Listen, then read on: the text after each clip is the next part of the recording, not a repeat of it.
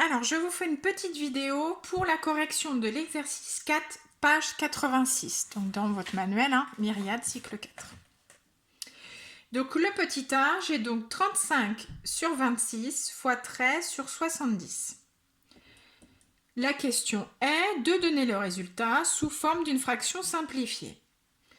J'ai deux possibilités. Soit je fonce dans le tas, soit je me dis, oulala, il y a des nombres un petit peu grands. Si je commence à les multiplier entre eux, je vais avoir des nombres encore plus grands. Et quand je vais devoir simplifier, ça va tout de suite se compliquer. Donc là, la première chose à faire, ça va être de décomposer les nombres.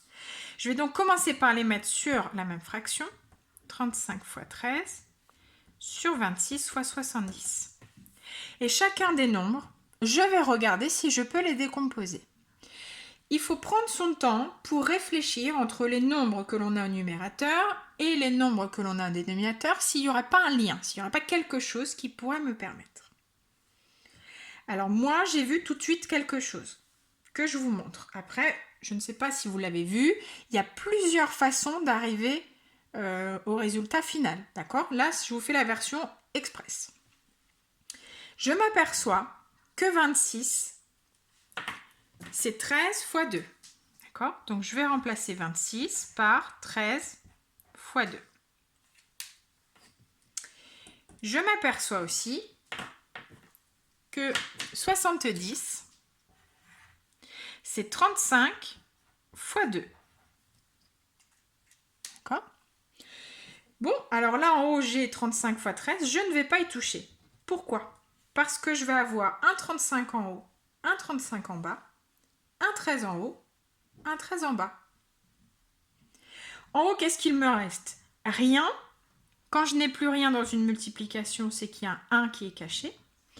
Et puis en bas, il me reste 2 fois 2, 2 fois 2, 4. Voilà. Donc là, c'est la version express. Si on n'a pas vu, d'accord, eh bien on décompose. Alors 35, c'est 5 fois 7. 13, c'est un nombre premier, donc lui, on ne va pas pouvoir en faire grand-chose. C'est là où le 13 fois 2, je vous en avais déjà parlé, que la table de 13, ce serait pas mal de connaître au moins les premiers. Et puis là, 70, on peut penser que c'est 7 fois 10, mais 10, c'est aussi 2 fois 5. D'accord ? Donc j'ai un 5 en haut, un 5 en bas, un 7 en haut, un 7 en bas, un 13 en haut, un 13 en bas. Et là, je retombe encore avec 1 au numérateur, 2 fois 2, 4. Donc c'est exactement le même processus. D'accord ? Il y a plusieurs façons d'atteindre le même résultat. Ok ? On passe au B. Alors, 45 sur 24 fois 8 neuvièmes. Même chose, je vais donc tout mettre sur la même fraction. Ça, c'est vraiment la première étape. Ensuite, je vais observer.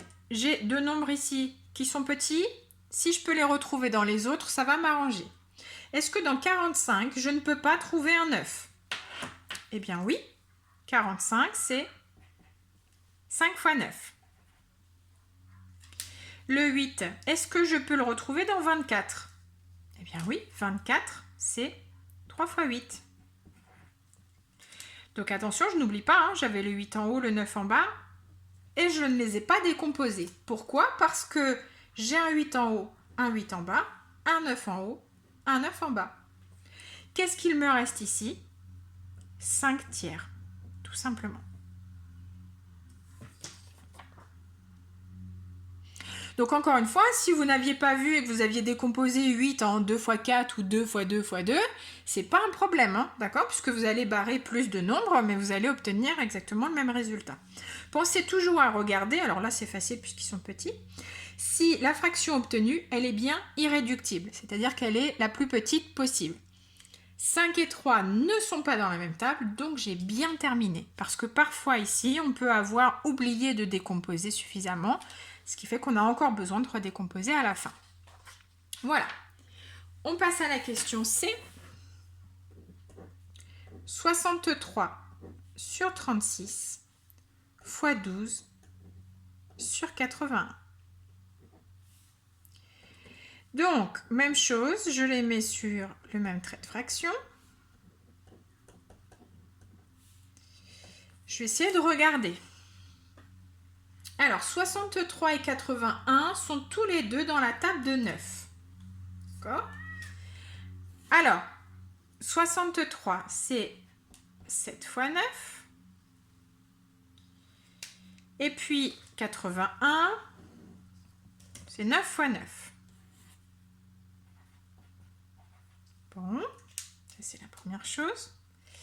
Ensuite, je vais regarder mon 12 et mon 36. Alors, soit je décompose, d'accord? Soit je me rends compte que 36, c'est 3 fois 12.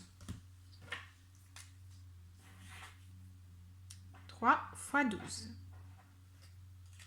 Et dans ce cas-là, je n'ai pas besoin de décomposer le 12. Encore une fois, si vous avez décomposé le 12, ici, il faudra aussi décomposer davantage. Ce n'est pas du tout un problème. Alors, je regarde un 9 en haut, un 9 en bas, un 12 en haut, un 12 en bas. Il me reste 7 tiers. 7 et 3 ne sont pas dans la même table. J'ai donc terminé ma simplification. On passe au dé.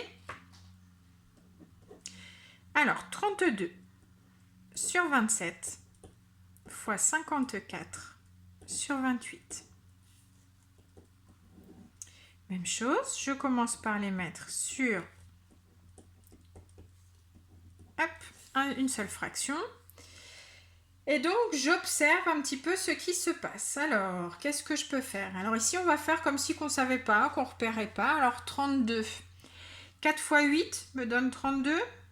Alors, on peut commencer par 4 fois 8. 54, eh bien, c'est 6 fois 9. Alors oui, il faut connaître ces tables. Hein. Ça, c'est toujours le même problème. 27, c'est 3 fois 9. Et puis 28, c'est 4 fois 7. Bon. Alors, j'ai un 4 en haut, un 4 en bas, un 9 en haut, un 9 en bas. Bon. Par contre, il me reste des choses. D'accord? Donc, c'est là où je me rends compte que je n'ai pas suffisamment décomposé. Alors, là, soit vous gommez, si vous faites au crayon papier, vous gommez, vous remplacez, puisque là, j'ai un 3 en bas et je retrouve 3 dans le 6. Donc sinon, je refais une étape, hein, c'est pas très grave.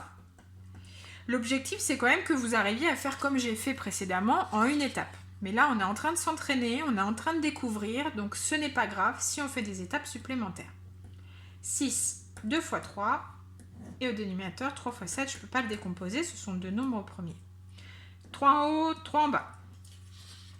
Il me reste 8 fois 2, 16, et 7 en haut. Et là, j'ai terminé, j'ai ma fraction simplifiée. Donc, vous voyez, là, ça m'a demandé en fait un peu plus de travail, de refaire encore une deuxième fois, mais j'arrive au bon résultat. Donc, toujours, n'ayez pas peur de refaire, recommencer, poursuivre. Il n'y a pas de problème à ça. Hein. Vous êtes en train d'apprendre, donc c'est normal que ça vous prenne du temps. Si vous avez encore du mal avec vos tables de multiplication, prenez-les à côté de vous. Sinon, vous allez vous retrouver de toute façon coincé, encore une fois. L'objectif n'est pas là de connaître par cœur ces tables de multiplication, l'objectif est d'arriver à la simplification. Donc on prend ces tables si on en a encore besoin pour réaliser cet exercice.